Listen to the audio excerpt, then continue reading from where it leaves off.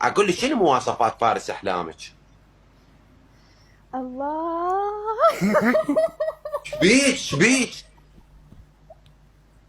واخيرا سألتني السؤال اللي انتظرته من زمان. طولت بهذا السؤال، طولت، صار كلش هواي. الله. ركز خلي ركز، لانه راح يعني انطيك المواصفات جدية. يعني ترى من هسه يشطب الشقة، دا احكي جديات. يلا. اول شي اريده يكون مثلي. قول لي شلون يعني مثلك؟ هيك اريده تافه يشرب ماي طنجره مال ماي، هيك اريده هيك يعني يكون مثلي. هيك اريده يكون مخبل 24 ساعه يضحك. اكبر عركه بيناتنا تصير لانه اكل الاندومي مالي يشرب البيبسي موجود بالثلاجه. واريد من اجي قاعده الصبح افتح البطل افرغه بوجهه، يقعد يضحك مبتسم ويقوم يلحقني. فمن راح يلحقني راح اطلع اني اركض فهو يركض ورايا. فاحنا هنا سوينا التمارين الصباحيه، فنرجع يحضني، افوت اني اخذ شاور اطلع هو مسوي لي الريوق. ماشي. اني اكون شنو جايبت له ورده من الحديقه، وغده ايه.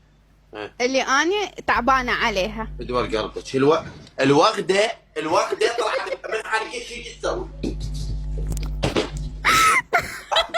سوي الوغده. فدوى الوغده ايه، ام الوغده كملي. جايبت له وغده ايه. مو حتى اشكر على تعبه. اوكي اخذ الوغده. ايه اخذ الوغداي اعطينه هي. بعدين اقول له يعني والله العظيم ما قصرت، جزاك الله خير، وادعي له من كل قلبي انه عمل لنا طريقه. ها عمل لنا الطريقه. ولا ايش فيك؟ شنو التغيوغه؟ طريقه. ما تعرف شنو طريقه؟ يعني ال الفطور الصباحي. وقلت لك ها، وشوف يكون مثلا هو يطلع واني اطلع. يعني انا اروح للشغل ويروح للشغل، لا يسأل عني ولا اسأل عنه.